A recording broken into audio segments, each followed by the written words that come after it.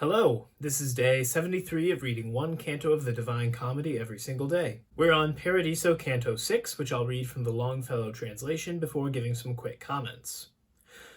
After that, Constantine the eagle turned against the course of heaven, which it had followed behind the ancient who Lavinia took. 200 years and more the bird of God in the extreme of Europe held itself near to the mountains whence it issued first. And under shadow of the sacred plumes it governed there the world from hand to hand, and changing thus upon mine own, alighted. Caesar I was, and am Justinian, who, by the will of primal love I feel, took from the laws the useless and redundant. And ere unto the work I was attent, one nature to exist in Christ, not more, believed, and with such faith I was contented. But blessed Agapetus, he who was the supreme pastor, to the faith sincere pointed me out the way by words of his. Him I believed, and what was his assertion I now see clearly, even as thou seest each contradiction to be false and true. As soon as with the church I moved my feet, God in his grace it pleased with this high task to inspire me, and I gave me wholly to it. And to my Belisarius I commended the arms, to which was heaven's right hand so joined, it was a signal that I should repose. Now here, to the first question, terminates my answer, but the character thereof constrains me to continue with a sequel, in order that thou see with how great reason men move against the standard sacrosanct, both who appropriate and who oppose it. Behold how great a power has made it worthy of reverence, beginning from the hour when Pallas died to give it sovereignty. Thou knowest it made in Alba its abode 300 years and upward, till at last the 3 to 3 fought for it yet again. Thou knowest what it achieved from Sabine wrong down to Lucretia's sorrow, in 7 kings overcoming round about the neighboring nations. Thou knowest what it achieved, borne by the Romans illustrious against Brennus, against Pyrrhus, against the other princes and confederates, Torquatus thence and Quinctius, who from locks unkempt was named, Decii and Fabii, received the fame I willingly embalm. It struck to earth the pride of the Arabians, who, following Hannibal, had passed across the Alpine ridges, Po, from which thou glidest. Beneath it triumphed, while they yet were young, Pompey and Scipio, and to the hill beneath which thou wast born it bitter seemed.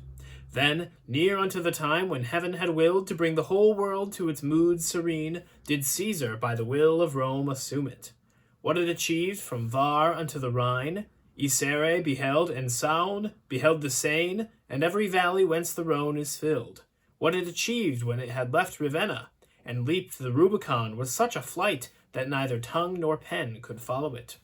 Round towards Spain it wheeled its legions, then towards Durazzo, and Pharsalia smote, that to the Calid Nile was felt the pain. And Tandros and the Simois, whence it started, it saw again, and there where Hector lies, and ill for Ptolemy then roused itself. From thence it came like lightning upon Juba, then wheeled itself again into your west, where the Pompeian clarion it heard.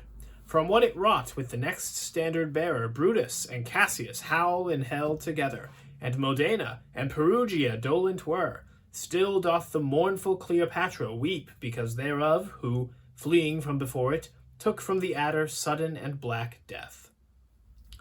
With him it ran even to the Red Sea shore. With him it placed the world in so great peace that unto Janus was his temple closed.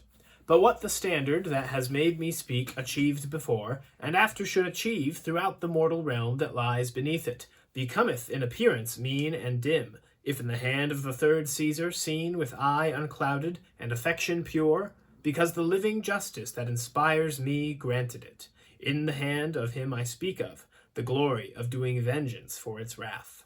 Now here attend to what I answer thee. Later it ran with Titus to do vengeance upon the vengeance of the ancient sin. And when the tooth of Lombardy had bitten the holy church, then underneath its wings did Charlemagne victorious succor her.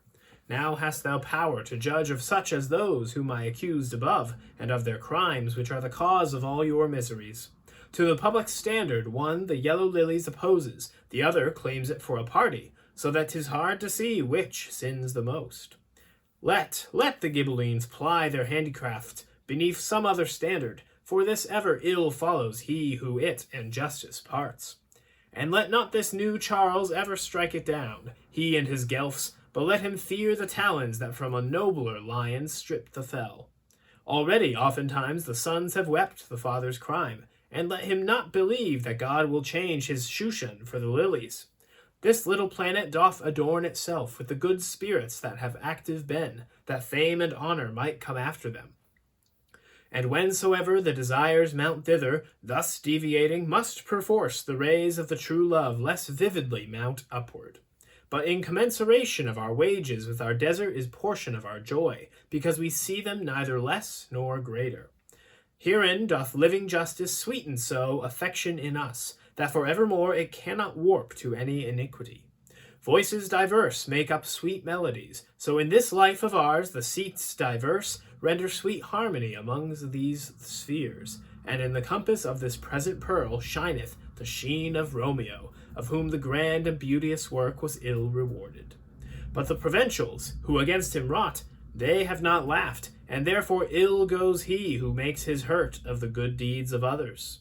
4 daughters, and each one of them a queen, had Raymond Berenger, and this for him did Romeo, a poor man and a pilgrim, and then malicious words incited him to summon to a reckoning this just man, who rendered to him 7 and 5 for 10. Then he departed poor and stricken in years, and if the world could know the heart he had in begging bit by bit his livelihood, though much it laud him, it would laud him more. So the speaker of this canto is Justinian, the Roman emperor who is famous for codifying the Roman laws, got rid of all the useless and redundant ones. And Dante had asked him the question, "Who are you?" And he answers by admitting that he has to give a digression first, which ends up being an entire history of Rome up until the present. Starts with the Roman Republic. No, starts with Aeneas, goes through the Roman Republic, through the Roman Empire, through the Holy Roman Empire, all the way to Dante's present day, which of course includes an invective against both the Guelph and Ghibelline Italian political parties of Dante's day. As he explains the rise and fall of Rome, he refers to, quote, the bird of God. Now, the Roman standard was the eagle. It was on all of their flags, all of their standards, etc. And he refers to this as the bird of God, spreading its influence. As Rome moves to one area, takes over one area, he says, oh, the bird of God spread its wings this way, and then this way, and, he even refers to his own deeds as that which divine justice willed.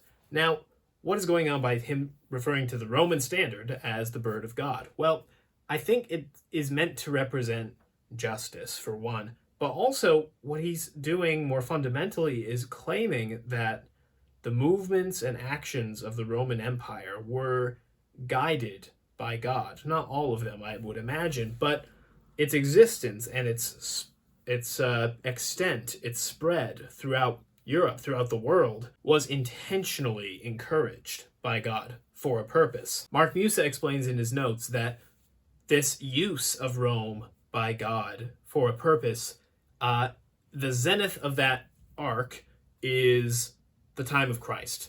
The conditions of the world at the time of Christ, that was the purpose. And from then on, it was less inspired, less used, and less necessary for the divine plan. Now, this is something that I tend to agree with myself. I think that the Roman Empire was an instrument by which it could be made easy to spread the gospel following Christ. Then, of course, the Roman Catholic Church taking its seat in Rome is part of that as well. I doubt that Dante would deny this claim, and he would probably take it even further. After all, he's a huge fan of Rome. He wants Rome back, as we've established throughout the comedy. But I'm not sure how much of that he is saying now. Then the second thing is that Justinian explains, finally, why the souls here on Mercury are shrouded in light, if you can say that without smirking. He explains that the souls that are here in the sphere of Mercury were those who sought fame for themselves, who sought too much fame for themselves, rather. And so now they're kind of obscured. He goes on and explains that he and all the other souls here are completely okay with this. Not just for the same reason that the souls on the moon gave, which was that, oh no, we are fully filled by God, we're perfectly content, No. Justinian takes it even further and gives some outside perspective of all of the souls within the Paradiso and says, well, there needs to be harmony between all of the souls. We each bring a particular kind of beauty to the whole thing. Without some diversity, without some difference all among us, it would be boring and uniform. And I think that's a very interesting way to put it, and a very human way to explain it as well. That's all for today, though. I'll see you tomorrow.